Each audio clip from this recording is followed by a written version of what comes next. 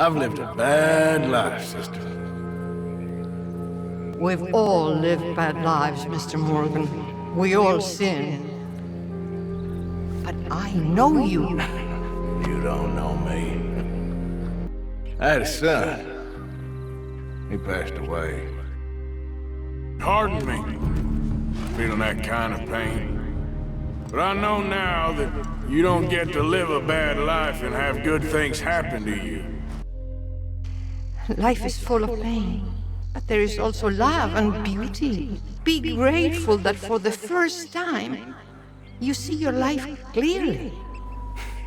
Sure. Perhaps you could help somebody. Helping makes you really happy. The Red Dead Redemption games are not just stories about outlaws and shootouts on the frontier. There are eulogies, elegies for a world in its final breath. A world where the dream of freedom was already dying, crushed beneath the boots of civilization, railroads, and the ever-growing strength of the federal government. It's a requiem for the Wild West itself, where the myth of wide-open freedom collapsed with the hard reality that progress has no patience for men like Arthur Morgan or John Marston. At their heart, these games circle around one single question. Can a person outrun their past, or does it follow them until it swallows them whole and drags the closest people to them along with them? Every gunfight, every betrayal, every desperate plan is just another attempt to answer that very question. And every answer is only paid for in blood. Arthur Morgan begins as little more than a weapon, an enforcer for a crumbling gang, bound to Dutch's vision like an iron chain to his sinking ship. Yet with death closing in, with the gang unraveling around him and time quickly running out, he comes to realize that redemption is not found in gold or in glory, or in the hollow promise of one last score. It lives in the small human moments, in kindness, in choosing to leave behind something good when the world has only ever demanded cruelty. Arthur's story is not the triumph of a hero, it is a reckoning. An intimate, brutal journey of a man learning far too late what kind of person he could have been and what kind of mark he will leave behind. John Marston, many years later, becomes the other half of that very same tale, where Arthur's redemption is internal, John's is external, lived out in blood and sacrifice. He wants nothing more than to bury the outlaw life, to build a quiet world for Abigail and Jack on a patch of honest soil. But redemption is not brought with silence. The government drags him back into the bloodshed he tried so hard to escape. And when his debts finally come due, they're paid off in his own blood. John's story proves that freedom in this world is never given. It's only ever taken. And when it is taken, it lasts only for a moment, but at the highest cost. And then standing on the other side of the spectrum is men like Dutch van der Linde and Micah Bell. Two specters of what men can become when they cannot or absolutely just refuse to change. Dutch, once a visionary, becomes a man who mistakes delusion for hope, leading those who trust him into ruin while refusing to admit the dream has already been long dead. Micah, by contrast, never pretends. He is greed and self-interest given flesh, a reminder that some men have no interest in redemption at all. Together, they are the shadows that fall across Arthur and John's path, showing the two fates that await anyone who cannot find the courage to just step away. The truth of Red Dead Redemption is harsh. The frontier did not end in glory, nor in the romantic blaze of gunfights and freedom. It ended in betrayal, in sacrifice, and in quiet tragedies that history would soon bury. Yet through Arthur, through John, the games whisper one final message. Redemption isn't survival. Redemption is legacy. It is what you leave behind in the hearts of others, when the dust settles and the world moves on without you. And that brings us to the question at the heart of today's video. The question that lingers long after the credits roll. Did Arthur Morgan truly redeem himself? Or, by the time he saw the light, was it really already too late? You'd be dead already. But if you continue to irritate me, I'll kill you. And make my apologies to the lady. It's your call. Oh, I didn't mean nothing. Apology accepted. Now, for sanity's sake, we need to strip away one distraction right at the start. I'm not going to factor in player agency here. If you choose to take Arthur on a rampage across the map, slaughtering towns, piling up bounties, and painting the whole countryside red, that's not Arthur as he was written. That's you. And while the freedom to wreak havoc is part of what makes these games so great, it doesn't hold weight in a serious discussion about Arthur actually redeeming himself or not. What matters here is the Arthur that exists in the story itself. The Arthur who lived long before the player ever stepped into his boots. And that man's life was already steeped in bloodshed.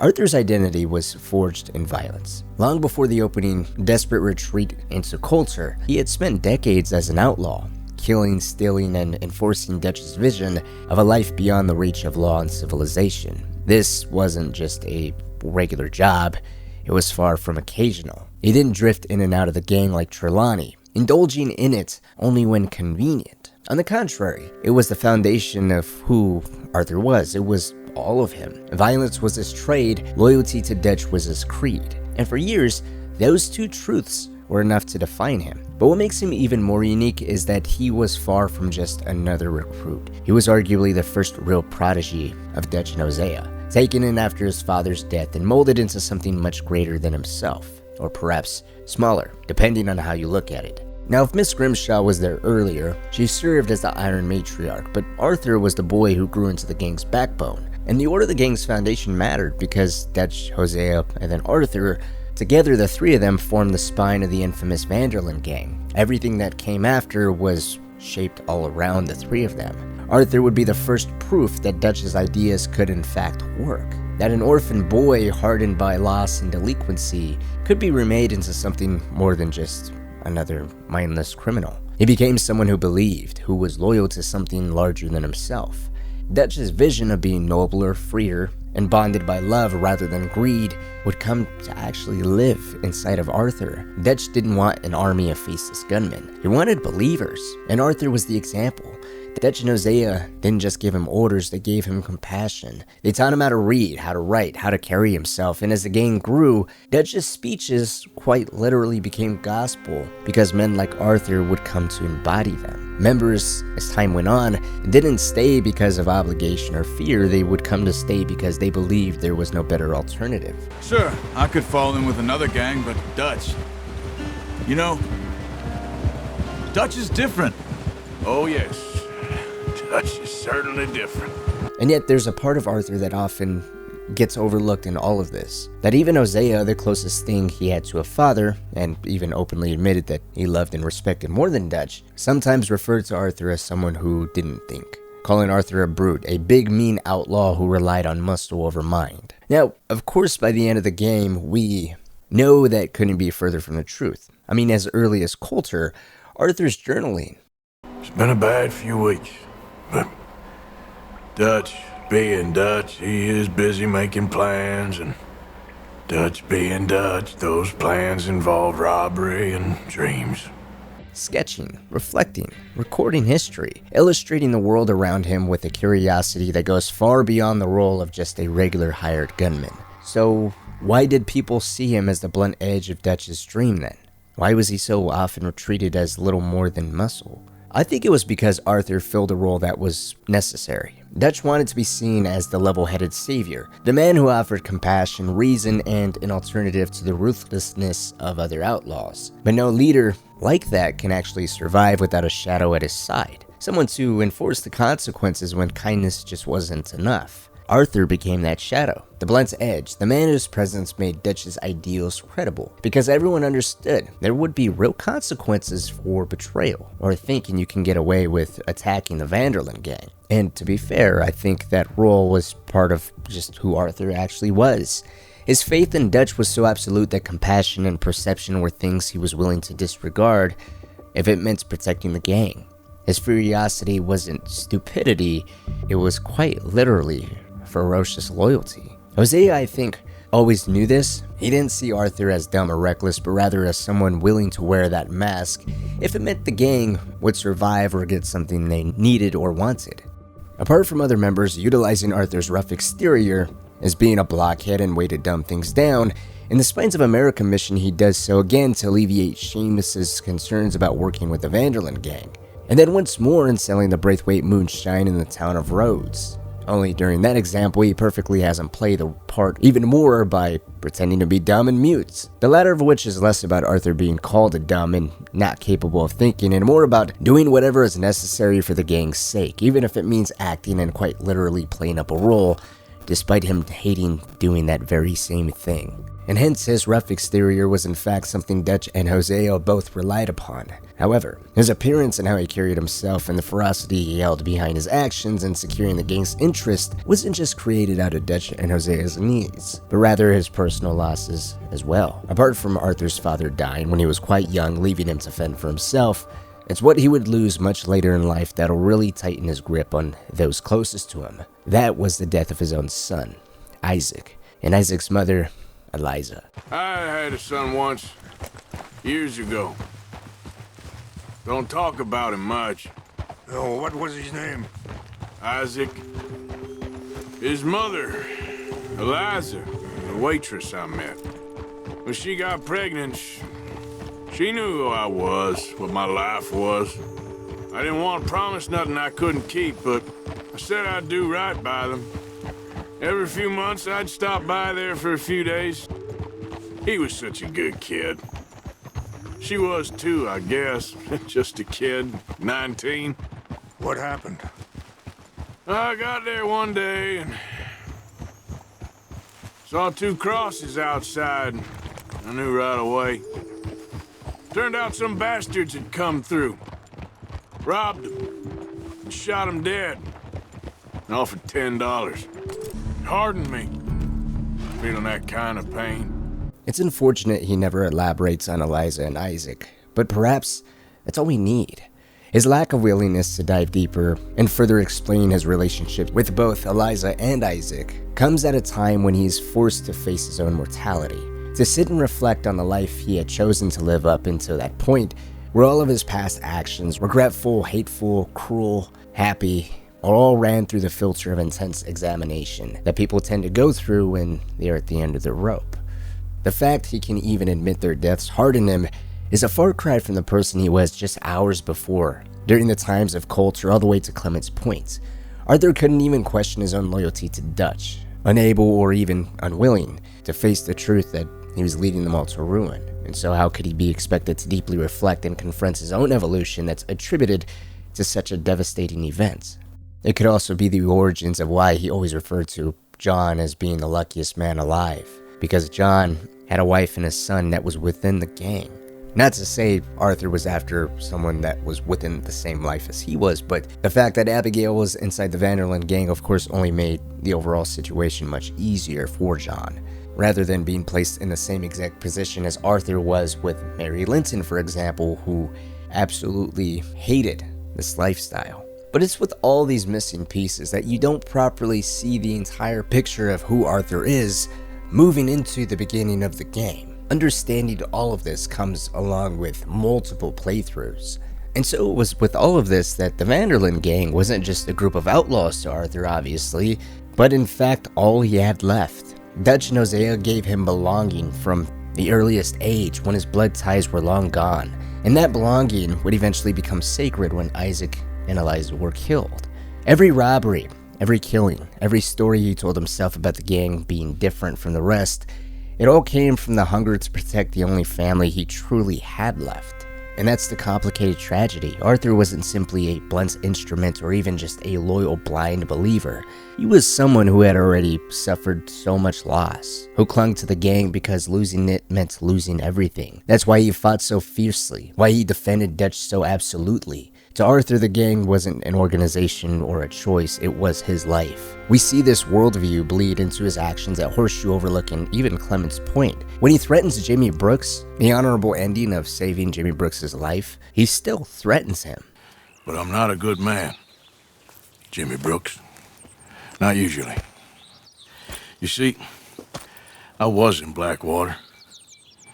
I killed people. And maybe I should have killed you. Should I have killed you, Jimmy Brooks? Because the bottom line is, Arthur cannot afford, the whole gang cannot afford, for anybody to recognize any of them from Blackwater here in Valentine. Certainly not for that to circle back around to any type of law enforcement, let alone the Pinkertons, and crack down on them, which was a giant threat they barely escaped from. When he pressures Thomas Downs into the unthinkable of selling his wife to pay the gang off, I think that very much highlights the portion of Arthur where the gang of course comes above all else. There might be a little more projection involved in that as well, considering he absolutely hates this line of work. But the bottom line is, you took money from us, we need that money back. Do what you need to do to pay us back. Where's our money? I don't have it. Sell your place. We already owe more than it's worth. Then sell your wife, or your family, or something. We ain't your idea of charity. Even Dutch looks down upon debtors, so there is no salvation for you. But I wanted to point that out because the indifference and often cited cruelty towards Thomas Downs, I don't think are acts of Arthur being a sadist or just enjoying this for the fact that he's enjoying beating the hell out of someone. I think this is more of an act of someone who has learned the hard way that survival always comes first. And there is a cruelness and a ruthlessness attached to that. And another extension of that idea comes when Arthur sends away the German family without any type of sympathy. This of course happens when moving at the camp of Horseshoe Overlook to Clemens Point. Now go on, get out of here. Go, we need the land, go. Get the hell out of They here. took off Ozza. Who did? Men, last night. Where did they take him? Ain't no business of ours. I don't even speak their language. You ain't as tough and dense as all that. In many videos in the past, I've always highlighted this because it's interesting for a number of ways. Yet again, it's Arthur choosing survival over anything else first. He straight up sends them away, citing that they have no ability to help anybody else, considering they can't even help themselves. They're wanted and they're constantly being cracked down by the Pinkertons, their own mistakes, and now the aggressive funding and personal hatred of Leviticus Cornwall. They're ultimately screwed. So helping people, which was once a defining trait of the Vanderlyn gang, is now seen as a form of luxury, one that they simply cannot afford and has to be replaced with pure pragmatism. What can they realistically do? Does this excuse Arthur's carelessness in sending away a frightened mother and her 2 children simply because the gang wanted their land? No. But it does give us a better understanding of the state Arthur was in from culture through the middle of Clemens Point. Like much of the gang, he was locked in self-preservation mode. And in that mode, his historical position as Dutch and Hosea's brutal enforcer in securing loyalty and unity, as well as the necessary day-to-day items and money to keep them all alive and ahead of the law, is more needed and hence harsher now than ever before. Now with the foundation of Arthur's position within the Vanderlyn gang and how much exactly Hosea and Dutch pretty much relied on him at this point, there's some other elements we need to consider when viewing Arthur as a whole, prior to his illness. And I think there's 2 points that need to be added here, one of which is his relationship with John. This is extremely important to tackle now because the dynamic between the 2 men would later become the foundation of Arthur's very own redemption. He even says he doesn't care what happens to him as long as John makes it out, and with that achievement he can find some peace knowing he did what he could to make amends with his brother. And then there's the relationship with Mary Linton. While not as decisive as his fall from Dutch's Grace in Beaver Hollow or as urgent as his commitment to Abigail, John, and Jack, Mary still matters for reasons that are subtle and not so subtle, that reveal who Arthur was and who he could have been. Now let's focus on John and Arthur here. It's quite obvious at the start both of them have their own pent-up feelings and resentment towards one another. Considering I already made a video dedicated to the very evolution of their relationship, I don't see the point in repeating every single thing here. If you want that much detail, I recommend checking that video out, as it's quite insightful to the smallest moments that we can see the origins and shift in their relationship along with the circumstances surrounding those moments. But to get to the very bottom of it, it boils down to hurt feelings directed at each other and themselves. Arthur's hurt and resentful over John, not only leaving Abigail and his son Jack behind for a year, but the fact that he turned his back on the gang and his brother Arthur. By the time Red Dead Redemption 2 starts, most of the gang, including Dutch, had already forgiven John, Everybody has seemingly moved on, except for Arthur, who still holds on to the gang's intense feeling of loyalty and devotion to Dutch, and citing that as the very reason why he refuses to ease up on John. John, on the other hand, suffers from inadequacy of being a father. He wasn't ready for the role, nor willing to actually face it quite yet. So, under the pressure of fatherhood and doing right by Abigail to marry her, he instead cracked and left. This all gets a little more complicated when you start taking other elements into consideration. That Arthur's son passed away, and him even writing in his journal how he should have married Abigail before she fell so hard for John. I wouldn't go so far as to say he still had those deep or unrealized feelings for Abigail. In that same passage, he even damns Mary, possibly referring to the idea that whatever him and Abigail might have ever had could have ended on mutual terms, with Arthur being much more invested in Mary and Abigail finding something with John. So I wouldn't put it so much on the women involved, more so on the fact that John had something Arthur didn't: a family, a son, a woman who wanted him. Two losses Arthur knew all too well: the pain of rejection, or of reaching halfway only to watch it all collapse. With Eliza, he never had a choice. With Mary, he did, and he chose the gang. When she reappears in Valentine, it's clear the wound never healed. Arthur admits he wasn't good enough, and how her father's contempt for him only deepened that divide. Jamie, misguided as he was, would listen to no one but Arthur, a reminder that Mary still trusted him more than anyone else. Each encounter, even though there's only two of them, would pull him back into a life he wanted but never could actually have, because he was bound to Dutch and the dream of the frontier. By the time we see Mary in Saint-Denis, for the last time she'd plead with them to run away with her, and it's clear Arthur wants to more than anything, but as he says, he can't. Not while the gang is hunted, not while their future depends on him. Is it too late for us, Arthur?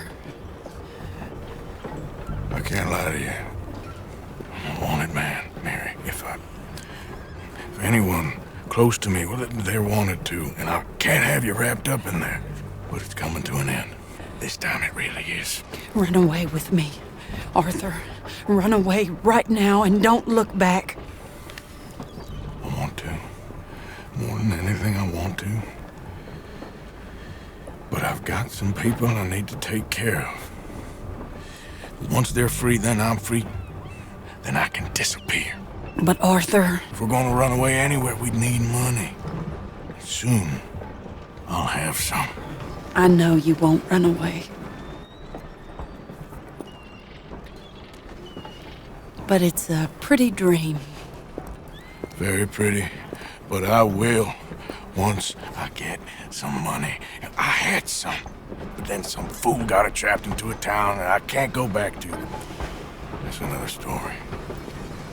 I'll write you. He tries to convince her, or ultimately himself, that he'll be free when the money is safe, when Dutch's dream is secure, when everyone that relies upon him, Dutch and Hosea, are no longer being hunted themselves and are all in a much safer position. And maybe part of that is true. Clement's point ends with the boldness of the Pinkertons walking into the heart of the Vanderland gang camp. Right as the gang is trying to understand how the entire situation between the Braithwaites and Greys, two families they viewed as backwards, got the upper hand on them. They have no choice but to immediately relocate, going further from Dutch and the gang's ideas of freedom in the West, settling just outside the city of Saint-Denis. A city that embodied everything they hated: cramped, dirty living conditions, a corrupted political scene with the real power running through Angelo Bronte, the very person who's holding Jack. Not to mention Shady Belle getting attacked by the O'Driscolls, Dutch, Arthur, and Lenny being set up at the trolley station by Angelo Bronte, Tilly being kidnapped by the Foreman gang, and Dutch's quest to achieve revenge on Bronte by mounting a full-out assault on his mansion and kidnapping him. Yeah, it's safe to say the gang is far from okay, putting their faith on one big score as a Hail Mary to turn their entire situation around, and we know how detrimental that turns out to be. If you look at the missions of this chapter, much of the main story really highlights the gang's diminishing returns and moves to secure proper funding, within the heart of the very thing they're trying so desperately to escape.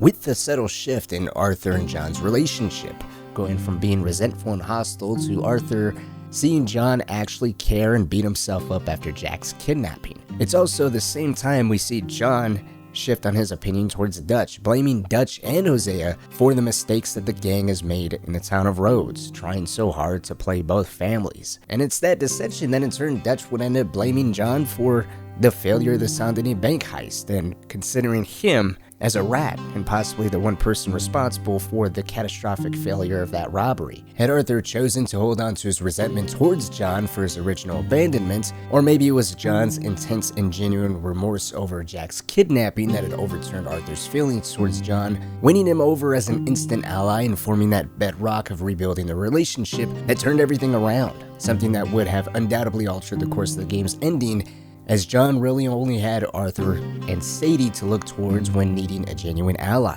After all, it was their own love and trust in John and holding on to Dutch's original vision of everybody being a genuine family that compelled them to disobey Dutch's orders to just let him be. I believe it would be a bit one-sided to not include Arthur having already seen Dutch do things that seemed out of the ordinary, or even speak as if he wasn't himself on the island of Gorma. That, of course, being a significant period of time and events that helped Arthur lean a little more into the understanding of Dutch either not being himself these days, or, in fact, doing the opposite, and after all of these years, finally letting his true colors show. Whether Arthur's loyalty to John can be traced back to one incident, multiple, or just reinforced by subsequent events at Dutch's own hands, seems to be one of those parts of the game that can be debated for quite some time. So I'd love to hear your own thoughts on this, and where you stand. For me, I always leaned on Arthur softening up towards John after Jack's kidnapping, understanding how distraught John genuinely is, and even going to the point of not only beating himself up, but blaming Dutch and Hosea, instead of pushing John to run away or just leave or do anything else that I think would have made a lot more sense for Arthur had it been at the beginning of the game. Arthur instead calms John down, reassures him and tells him that we'll figure it all out, everything will work out just fine. And then all the events after that kind of happen in such a fast enough pace that John is never allowed to move on from blaming Dutch. Instead, Jack's kidnapping is only compounded with more tragedies and increasing the divide between the two camps that continue to grow inside of the Vanderlyn gang. Meanwhile, the side content during this chapter shows an Arthur who, despite continuing to put on his rough exterior, is seen doing kind things for the church, donating money and returning the crucifix to Sister Calderon, while being confronted with the misfortune that fell upon Mrs. Downs with her resorting to prostitution in the wake of her husband's death. Hey, you want some company, mister? No. You sure? Hey, What? I don't know you. This is Downs? Not you. Get away. Hi, Now! I mean, hey. Help! Help! Hold on. This man is bothering Now- me! Someone help me! Officer, help! Beaver Hollow may be the chapter where Arthur is meant to face his own mortality, but I'd argue it's Saint Denis where the writing is undeniably on the wall, and despite his good deeds, Arthur's image of himself is far from positive, making it clear to Sister Calderon, no matter what, he's not a good man, and she's horribly deceived for thinking otherwise. I ain't looking for forgiveness. It ain't about that. Don't forgive me. Just take the money and get out of here, please. I know I ruined your life. I suffer for it every day. But don't let yourself get killed for pride. I seen it kill too many folk. Arthur's diagnosis doesn't pop up in a vacuum. For those keenly aware and paying close attention to the arrival and worsening of his cough, they notice it at various points throughout the story, with a bombshell coming at a time where our attention is already drawn in so many different directions. Hosea and Lenny have just been killed. At least that's the reality of the situation that we are returning to from being marooned. But these two deaths in particular are extremely important because they're two people Arthur trusted most, and he isn't even granted the dignity of a proper burial or a final goodbye. For Hosea especially, the loss is staggering. He'd been the gang's conscience, the logical counterweight to Dutch's growing madness, and without him, Arthur falls into the role that seems to inherit that responsibility, especially with Dutch acting in ways Arthur had never seen before. In many ways, Arthur becomes Hosea's spiritual successor, the voice of reason pushing against Dutch's spiral as the gang staggers toward Beaver Hollow. But grief is only one of many wounds. The gang has just barely survived being lost at sea. Marooned on the island of Guarma, where dehydration, hunger, relentless tropical heats, and ceaseless fighting stripped them of what little strength they had left. It was a time period that would do irreparable damage to Arthur's physical health, and then returning to the United States brought no relief,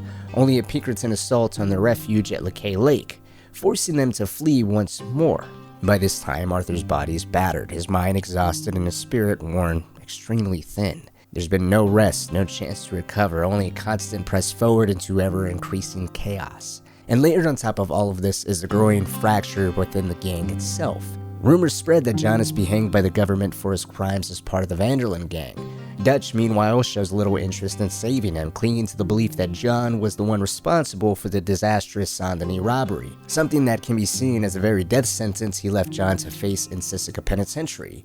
Because if John was seen as responsible for the bank's failed heist, then John would likewise be held responsible for the deaths of Lenny, Hosea, and the shattering of Dutch's plans for the final big score in the Virgin Lands in the West. When framed like this, it becomes even more interesting that Dutch is really the only person visibly against the idea of saving John, giving insight to the fact that that was probably a well-guarded secret that was firmly believed within Dutch's own head. Because apart from Arthur, it doesn't seem like Dutch ever openly admits that he believed John was the traitor or the rat or the one responsible for the failed Saint-Denis bank robbery. Instead, publicly, especially when in the presence of Abigail, it was all about giving him time, give him space, give him the opportunity to think, plan, and ultimately execute the proper prison break. And when given that space, hoping that it takes just enough time for John to ultimately be executed, saving face and allowing him to essentially place all the blame on a dead man. When you frame it like that, it's even more interesting that Dutch was the only person that was so passionately against saving John, and how he was so angry that Arthur would go behind his back and save John. It also portrays why Dutch was so furious over Arthur's disobedience. Arthur's actions forced him into an uncomfortable corner, having to explain his own inaction, not just to John directly, but to the entire gang. It became a fair question to ask. If Dutch truly saw John as his son, why was he hesitating while the same son's life hung by a thread?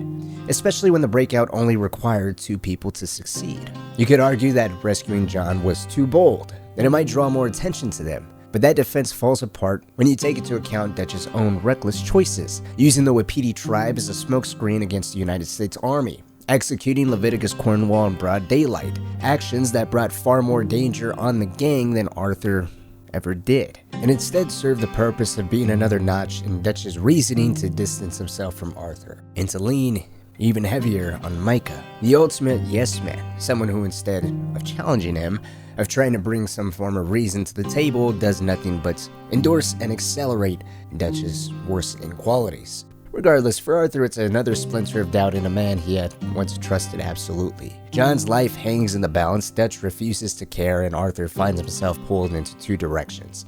Toward the Dutch who raised him and seemingly is becoming less and less like himself, which can also demand another form of fanatical loyalty, as when people are spiraling out of control and they don't seem like themselves, it almost feels immoral and wrong to abandon people when they so desperately need a firm reality check. Within this is the reality that he needs to save John as well. This is a storm in which Arthur receives his diagnosis, not just a death sentence but a mirror. While continuing to press forward and assume the role of the glue that binds the gang, Arthur is forced, finally, to stop. For the first time, he has to put his own health before everyone else's well-being. What's often overlooked when people talk about his sickness and how everything shifts isn't just that he's dying, it's how he's dying. This isn't just another gunshot wound that heals with time or willpower or even just a little bit of proper rest.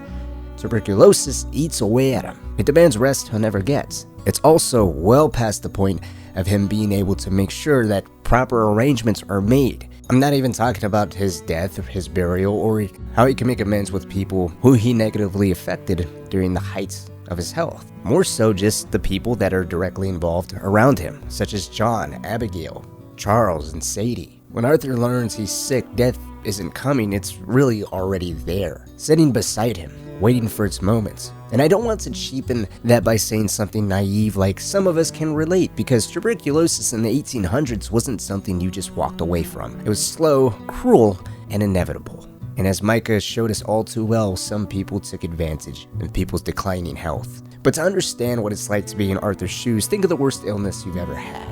The kind that leaves you bedridden, exhausted, in the mind state where you want to get things done, but your body just refuses. Now imagine that same feeling while being hunted by the law, while the Pinkertons tighten their grip, while Dutch loses his mind, and the United States Army closes in because of his reckless war with the Wapiti tribe. You have no steady place to rest, every plan is falling apart, every belief you ever held is crumbling, the people you trusted are splitting away. And the worst part, the things you did in the name of survival, like Strauss's money-lending missions, are now coming back around. If you kept enforcing those debts all the way to Beaver Hollow, the fallout is still unfolding right in front of Arthur. The sickness he carries isn't just in his lungs, it's in the guilt of what he's done. The families he's ruined, the lives he's broken, and he can't escape any of it anymore. Every cough reminds him of the epic fall from grace, and every act of kindness that follows feels less like redemption and more like some form of repentance. Adding to his own self-image of not being a good man, Beaver Hollow, beyond the gang's collapse, is framed entirely around people and moments that force Arthur to confront who he's become. Every action in this chapter either reinforces that repentant side of him, rekindles a brotherhood he once took for granted, or drives him to help simply because it's the right thing to do.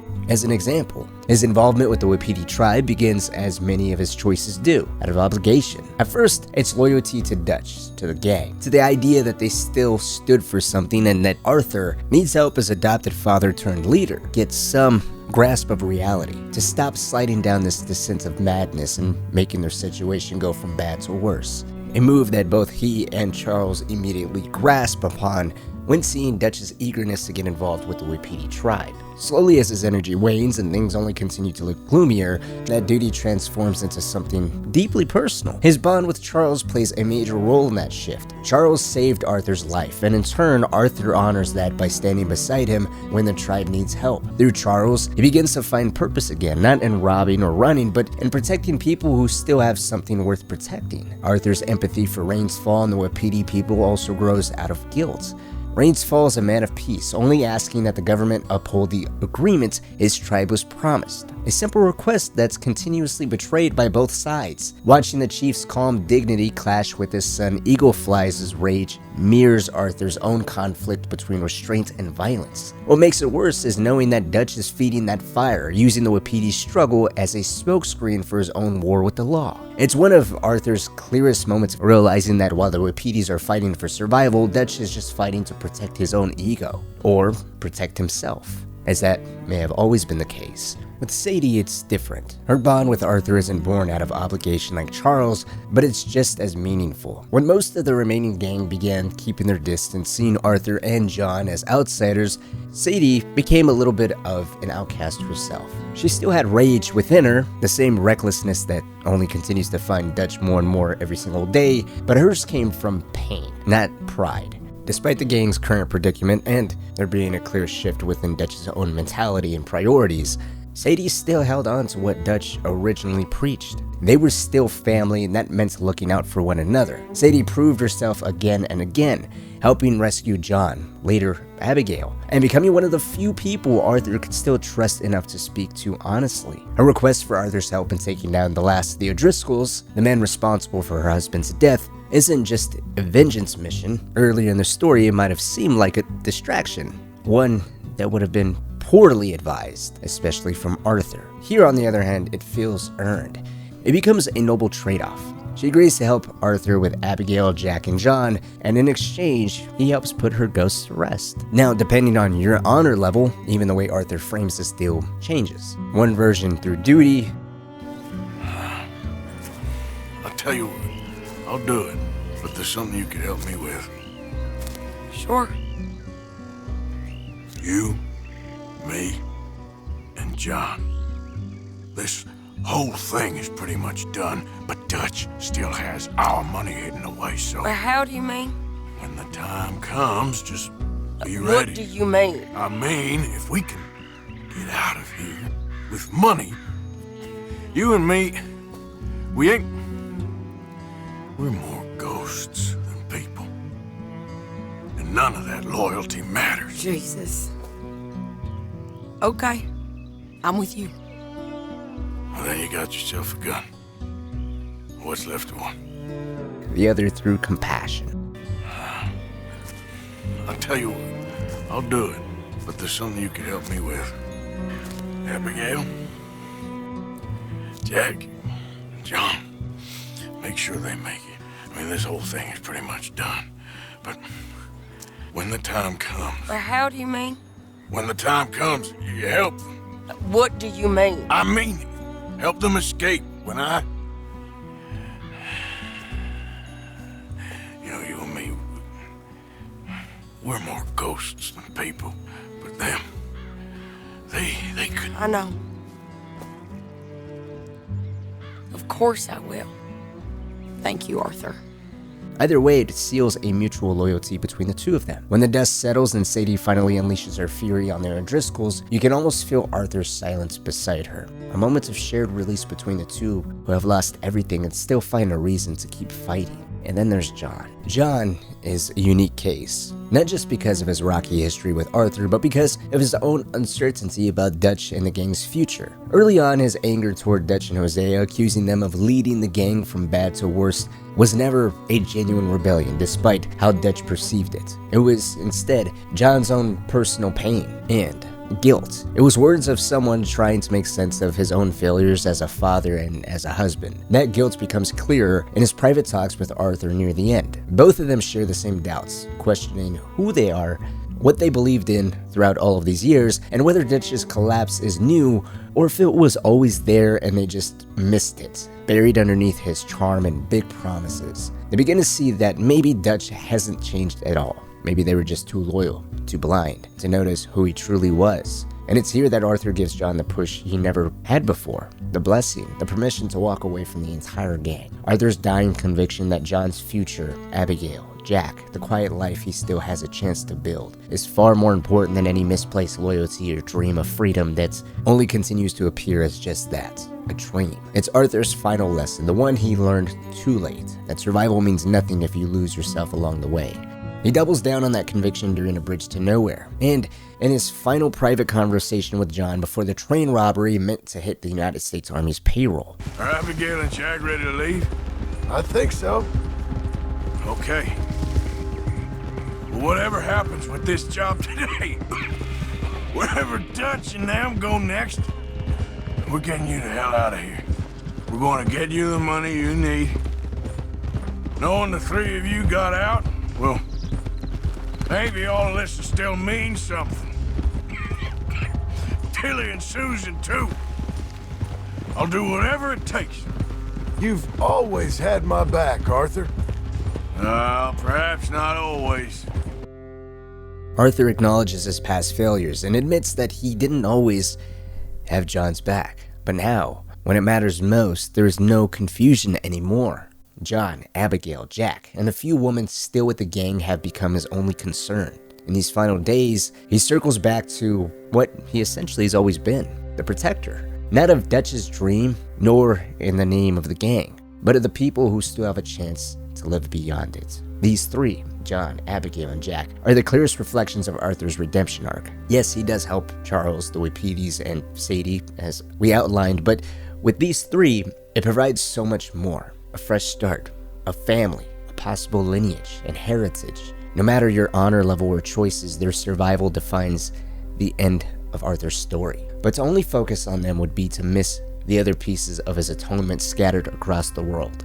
One of the most telling examples is the widow of Arthur, Londonderry. He worked himself to death trying to repay a debt to Strauss.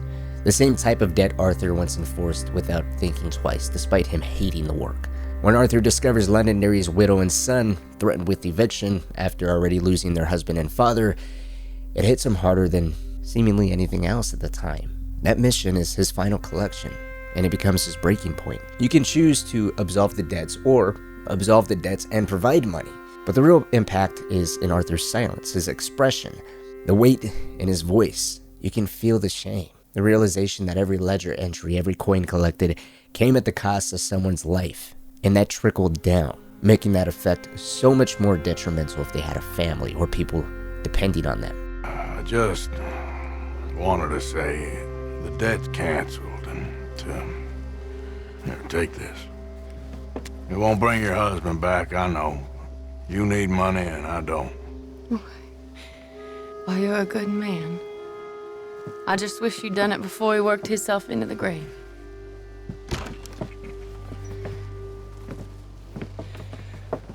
But you know, maybe you and your friend that lent him the money could do things differently. Like, not threaten a man. Excuse me. I'm sorry, ma'am. I really am. When Arthur confronts Strauss after visiting the Londonderry family, it isn't an act of rebellion or even redemption. It's exhaustion. He can't stomach Strauss anymore. The man, his work, or the reflection of himself in all of it. All the years of shaking down the desperate, pretending it was just business, pretending it was for the gang. It's over now. Throwing Strauss out isn't about making peace or finding moral closure. It's the act of someone who's sick, physically, morally, spiritually. Finally drawing a line he should have drawn a long time ago. It's about the simple refusal to keep being what Dutch and Strauss turned him into. Finally, he rejected the very work that got him sick. The same work that he has abhorred his entire life. It's by then no coincidence that around the same time Arthur crosses paths with the widow of Thomas Downs, the sickly man he once beat nearly to death over an unpaid debt. What he finds is devastating. The family that had once lived peacefully on their small ranch is completely gone. Edith has been forced into prostitution, and their son Archie now works in the mines, a boy breaking himself to spare his mother from further humiliation. Their world has completely collapsed, and their hatred toward Arthur is justified. They blame him for everything, for Thomas's death, for their ruin, and for the chain of misery that followed them ever since. Yet despite their resentment, despite being told they don't want his help or even his money, Arthur can't walk away. He intervenes anyways, saving Archie from the miners who torment him, then tracking down Edith in the woods and saving her from one of her dates. He even tells the both of them it's not forgiveness that he's looking for. So if that's the case, why help? And if he admits to Sister Calderon that he is afraid of death and what comes into play after his passing, while also admitting that he is a bad man and isn't exactly looking for that redemption, then why continue to help? Specifically with the Downs family, I think it's due to responsibility. He's forced to face his own mortality, dying slowly and in the most karmic way imaginable. The sickness isn't just killing him, it's stripping him down, forcing him to confront everything he's done. Arthur has always known the difference between right and wrong, between what's acceptable and what's downright deplorable. But survival has a way of bending those lines. When you're living on the run, exceptions can be made, must be made, like when he drove away the German family back in the closing chapter of Horseshoe Overlook. It wasn't cruelty, it was pragmatism. Or that's what he told himself. But now as his life burns out and the gang teeters on the edge of collapse, none of that matters anymore. The excuses, the loyalty, the justifications, they all fall away. What's left is a shell of his former self trying to make the smallest difference with the little time he has left. So why not help someone who can still be saved? Why not try to protect the few decent people left in a world that's only ever rewarded indecency? All the better when it's the people that essentially haunts every breath he takes now. He gives them every dollar he has left, insisting they take it, and leaves them with the single message. Here, take this. I don't need it no more. I don't want your money. Yeah, I know you don't want it. I don't. You sure as shit need it. Take it. No.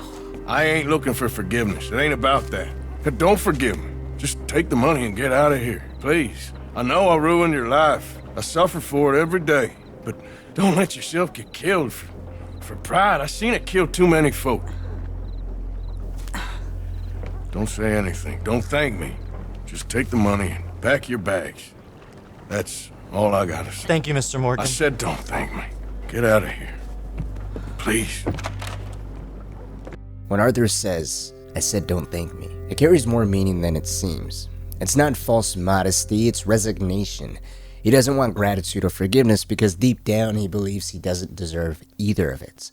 Not after everything he's done. John tells him he had his back. Sister Calderon calls him a good man and reminds him that helping others brings him peace. Genuine happiness, as she tells him his face is always lit up and he's always helping someone when she's around. But Arthur doesn't believe any of them. He's too far gone in his own eyes. His good deeds can't undo what he's done, not for others and not for himself. The regrets he carries now isn't something time can heal, especially when he knows he's out of that. But then there's Charlotte. Unlike the Londonderrys or the Downs family, her story isn't defined by debts or tragedy chasing her down, at least not in a way that reflects Arthur's per se. Arthur's place in her life comes from something far simpler and a little purer: kindness. For those of you that may have never ran into Charlotte, She's essentially a widow who is found crying at the grave sites of her husband that was just mauled by a bear. The two of them are city folk that bought into the romantic idea of being able to just live off on the land, with them realizing in the most tragic way possible that it's much easier said than done for them. Charlotte, by her own admission, doesn't know how to hunt, how to scavenge for edible plants, or even how to use a hunting rifle, or a rifle in general for self-defense. She's vulnerable, and practically doomed to die out here in the wilderness. So Arthur decides to teach her. He shows her how to hunt, skin rabbits, and use her late husband's rifle to survive alone in the wilderness. For Charlotte, his lessons give her strength, a reason to believe she can make it on her own after all this time, after having the worst reality check swoop out her legs right from underneath her. For Arthur, on the other hand, it's something a little different. It feels like peace. There's no guilt to confront, there's no redemption to chase, it's just quiet's purpose. A chance to help someone without the burden of his past pressing down on him, or at least, that's how it feels until your second encounter with her. After taking some time to teach her how to use her rifle, she invites Arthur inside for a meal, to eat the rest of the rabbit that he helped her catch the last time they saw each other. And in the middle of them having this peaceful meal, and Charlotte begins to talk more about her backstory and her own family, her upbringing, and how she got into this mess out here in the wilderness, Arthur begins to have an episode. Here, and I got crushed by this.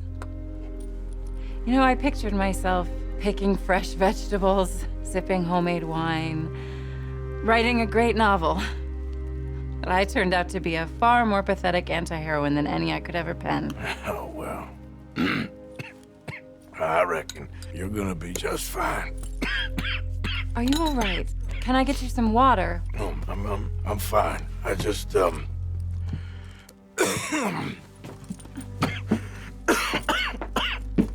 thank you for this. I think it's best if I make... Stay right there. It's gonna be okay.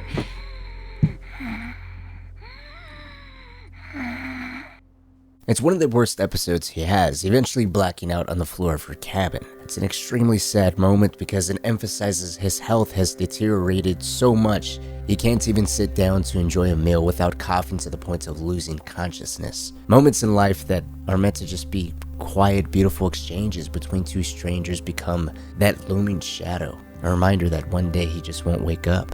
And the people around him, the small moments of kindness and genuine help with them outside of the gang, and the very few small number of people I've already mentioned, are the ultimate extent of Arthur's atonement.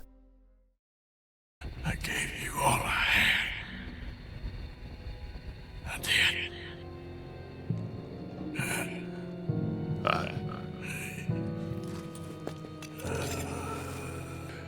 John made it. He's the only one. The rest of us...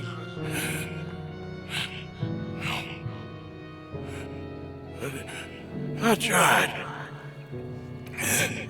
In the end, I did. For Arthur, redemption was never something everyone would fully agree upon. And that's fine. That's the beauty of these games, and of Arthur's complexity as a character. Some believe he redeemed himself by turning the misfortune of others around, by staying true to those who remained loyal even as everything fell apart. Others argue that doesn't erase who he was, a ruthless outlaw who only tried to do good once death was certain and the dream had already long been dead. That question alone makes his story so human. Does redemption still count if it only comes after the writing's on the wall? When doing the right thing starts to look less like virtue and more like a plea for forgiveness? If you only change because you know you're out of time, is that redemption or is it fear? Maybe the truth lies somewhere in between. Arthur didn't suddenly become a saint, he simply stopped lying to himself. He stayed loyal not to Dutch but to John, the one person who still mattered most to him. Because at any point, Arthur did have the ability to still just think of himself, turn around and run. The option to meet up with Mary Linton and rekindle that long-lost love still was on the table until he received that devastating letter with his ring returned. But instead, Arthur prioritized John and his family escaping. Because of Arthur, John found the courage to build something better, even proposing to Abigail with Arthur's own ring. It's poetic, really. The ring that once symbolized Arthur's lost love with Mary Linton becoming the emblem of John's new beginning. In that way, Arthur didn't just die for John, he lived on through him. And while some claim John's eventual death invalidates Arthur's sacrifice, I kind of would argue the opposite. That ending says more about John than it does for Arthur. John's downfall came from his inability to let go, to walk away from Dutch and Micah, and from vengeance. From the life Arthur begged him to just escape and forget about. So when John finally kills Micah, is it justice for Arthur, or the final proof that neither man could ever fully outrun who they were? And what eventually happens to John is the repercussions of him going back after Micah. Whatever your stance, there's little doubt that much of the story, such as in life, is riddled with what-ifs and other possibilities. So much is left on the table, with so many people wishing or wanting things have transpired differently, leaving us all acknowledging, though, at least the superior writing within this game and its many talented actors. But I leave the ultimate question up to you. Did Arthur really manage to redeem himself or not? And how much of this is really filtered through player bias? We have to acknowledge there's a deep sense of sympathy and compassion for Arthur, which is only fair as we spend countless of hours in his shoes, feeling his pain, empathy, cheering along for his victories, and weeping silently in his losses. My dear Arthur, you never showed up. And now, after looking at the newspapers, I understand why.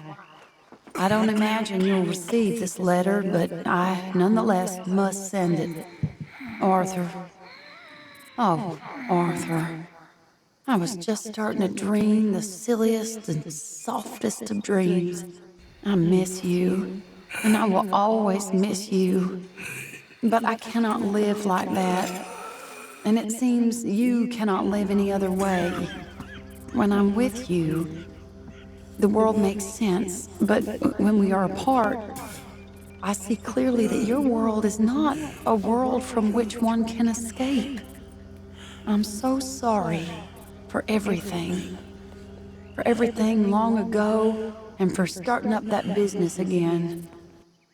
There's a good man within you, Arthur, but he is wrestling with a giant. And the giant wins time and again.